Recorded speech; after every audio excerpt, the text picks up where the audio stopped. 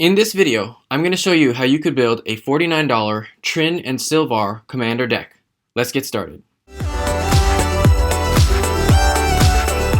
Total cost of this deck was just under $49 as of the day of recording. Prices were checked using mtgstocks.com. Do note that prices fluctuate, so they may be above or below where you see them listed at in this video.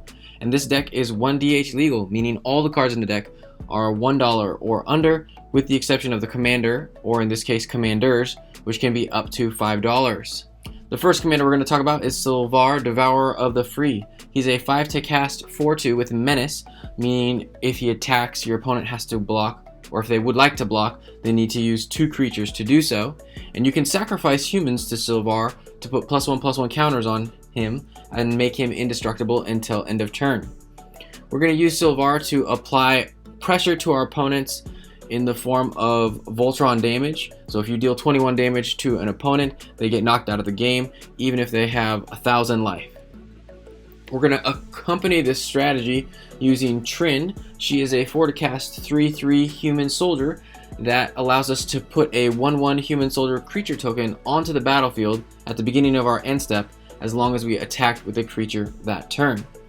We're going to accompany both Silvar and Trynn with some life drain strategies, so that the creatures we're making with Trynn, we're able to sacrifice them to Silvar, make him indestructible, swing in without having to worry about him getting removed, and then as our creatures are dying, since we're sacrificing them ourselves, our opponents are going to get drained out from some of those life drain cards, making our opponents lose life and us gain life.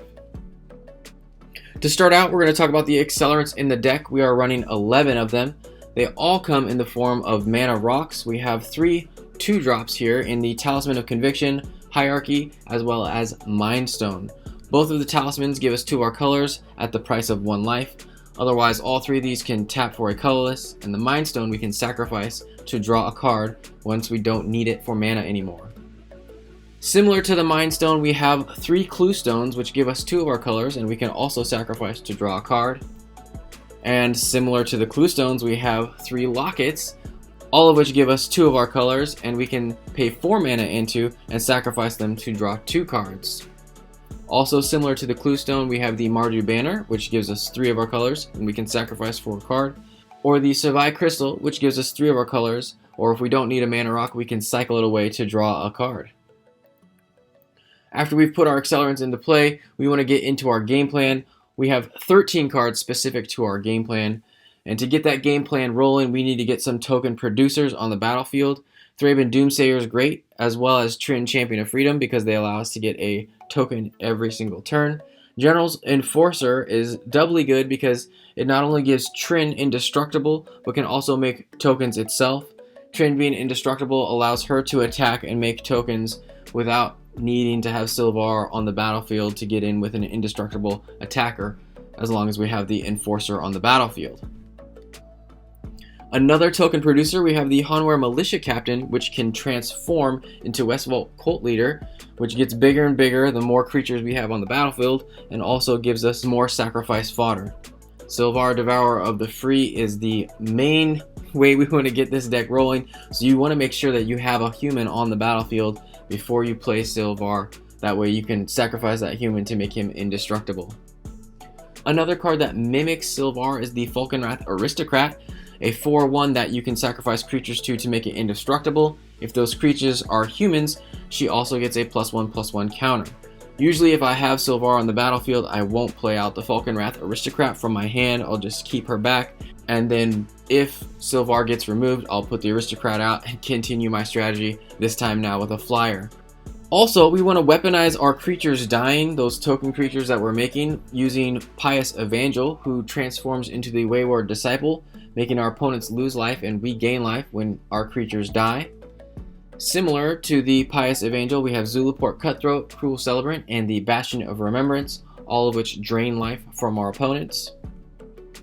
Last card under this strategy is the Titan Hunter, which doesn't technically drain life from our opponents, but forces our opponents to lose life and allows us to gain life, as long as we are having creatures die on our turn and they are unable to make creatures die on their turns. Gerard, Weatherlight Hero, is the only other legendary creature protected by the General's Enforcer, and he's really good in this deck because we have quite a few sacrifice outlets, so we can time when his ability triggers, but he also just protects our board from any of those wrath type effects. Etchings of the Chosen, once we put it out and we choose humans, makes all of our humans a little bit bigger and also allows us to sacrifice those humans to make any creatures indestructible. We also want to interfere with our opponent's game plan, so we are running 20 cards to do so. And those cards are Dire Tactics, Terminate, Crackling Doom, which help to deal with problematic creatures. We also have Banisher Priest and Fiend Hunter, which are exceptionally good against commanders because they force your opponent to make a tough decision. Fiend Hunter works really well in this deck as long as we have a sacrifice outlet out, because you can actually permanently exile cards by putting Fiend Hunter's first ability on the stack, sacrificing him before that first ability resolves, and then he's not around to be seen by his second ability, so that card just gets permanently exiled. Captivating Crew is really good because you can steal your opponent's creatures. If you have the Falkenrath Aristocrat out, you can just sacrifice them to her, forcing your opponents to lose those creatures, or if they're humans, you can use Silvar to do the same. Butcher of Malakir forces our opponents to sacrifice creatures anytime one of our creatures dies. Disenchant and Devout Chaplain allow us to remove our opponent's artifacts or enchantments. Exposed to Daylight, Forsake the Worldly, and True Love's Kiss also help us to remove our opponent's artifacts or enchantments. Bounty Agent allows us to get rid of legendary artifacts, creatures, or enchantments. Despark hits anything that's got a CMC of 4 or greater. And the Plaguecrafter usually forces our opponents to sacrifice creatures, but can also hit planeswalkers or discard cards from our opponent's hands. Mortify allows us to remove a creature or enchantment. And then we have Martyr's Bond, which is similar to the Butcher of Malakir. I'm just going to read it for you. It's a 6 to cast enchantment that says, whenever Martyr's Bond or another non-land permanent you control is put into a graveyard from the battlefield, each opponent sacrifices a permanent that shares a card type with it. So it punishes our opponents for removing our permanents, and if we are sacrificing our own creatures or some of our own mana rocks, our opponents have to sacrifice a permanent of the same type. If the board gets out of hand, we have Rout, which allows us to Wrath. It also allows us to play it at instant speed if we put an extra 2 mana into it. We also have the Deathbringer Regent, which wipes the board of all creatures and leaves us with a 5/6 flyer. And then Dusk to Dawn. Dusk allows us to wipe the board of all creatures with power 3 or greater. Most of the creatures in our deck are on the smaller side. Silvar we're able to give indestructible to, so it's a fairly one-sided board wipe. And then when we need to rebuild our board, we can cast Dawn from our graveyard and return all creatures with power 2 or less from our graveyard to our hand. That's it for cards that interfere with our opponent's game plan. Next, we're going to talk about the cards that provide us consistency. We have 15 of them in this deck. The first 3 are Sign in Blood, Painful Truths, and Read the Bones. All of them allow us to trade life for cards, as does Ambition's Cost. Humble Defector allows us to tap it and draw 2 cards, and then give control of it to an opponent. Upside is we have quite a few sacrifice outlets in this deck, so we can tap it to draw those 2 cards, but then sacrifice it before we've given control of it to an opponent. Therefore, we're the only person getting value off of it. We're playing quite a few smaller creatures and quite a few token generators, so Mentor of the Meek is quite good in this deck. He allows us to pay 1 anytime a creature with power 2 or less enters the battlefield, and then we get to draw a card. Grim Harrowspex is going to draw us a card anytime a non-token creature we control dies. Indulgent Tormentor forces our opponents to make a decision whether they want to allow us to draw a card, sacrifice a creature, or pay 3 life. Usually they choose to let us draw an extra card unless we are in the most commanding position at the table. Heirloom Blade provides us consistency. It allows us to make our humans bigger, and then when those humans die, we get to reveal cards from the top of our deck until we reveal another human and put that card into our hand. Gives us a little card advantage, also makes our creatures a little bit more imposing.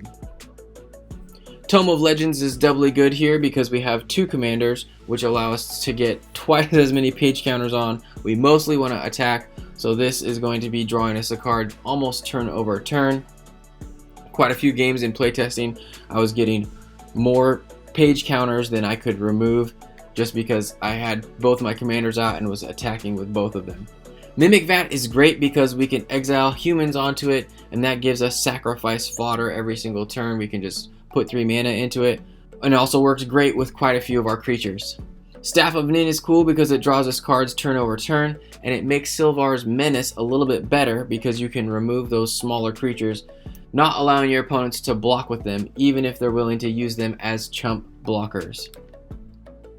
Furious Rise, Underworld Connections, and Outpost Siege allow us to get card advantage turn over turn. And then for lands, we are running 41 of them in this deck. Forge of Heroes just helps our commanders be a little bit better in combat. We want to swing with them, so having a way to make them bigger right out the gate is great. Rogue's Passage allows us to make one of our creatures unblockable. Field of Ruin helps us to remove one of our opponent's problematic lands. We also have Spinerock Knoll, which gets us card advantage through its hideaway ability. Ash Barrens, which you can fetch out any land you need with it or play it as a colorless land. And then Myriad Landscape, which helps us to ramp out a little bit. Evolving Wilds and Terramorphic Expanse help us to fetch the colors we need. Nomad Outpost and Command Tower give us all 3 of our colors. Caves of Koilos gives us white-black, as does the Forsaken Sanctuary, Orzhov Basilica, Orzhov Guildgate, Scoured Barrens, and Tainted Field. Do note that the Tainted Field, you need a swamp on the battlefield, otherwise it can only give you a colorless. For Black-Red, we are running Akum Refuge, Bloodfell Caves, Cinder Barrens, Rakdos Carnarium, Rakdos Guildgate, Temple of Malice, Tressorhorn Sinks, and for Red-White, we have Boros Garrison, Boros Guildgate, Stone Quarry, Temple of Triumph, and Windscarred Crag. As for basics, we are running 6 plains, 5 swamps, and 2 mountains. There you can see the mana curve. Unfortunately, I was unable to find any 1-drops that synergize really well with this deck. As you can see, the average mana cost is 3.25, and in playtesting it played out quite smooth. But if you find some great 1-drops, feel free to let me know in the comments. If you enjoy swinging in with indestructible commanders, give this deck a go and let me know how you liked it. Here are a few cards I would consider if I were to go above that $1 price point. If you want to see some more ideas, check out the link in the description below. Better yet, share your thoughts in the comments what card you would upgrade with. That way, others can see your brilliant ideas and alter to their liking. If you liked the video, you should give it a thumbs up and consider subscribing. If you do, make sure you ring the bell so you don't miss any of the new weekly content from Budget Commander. Otherwise, you can check out the video in the top right or either of the playlists on the bottom.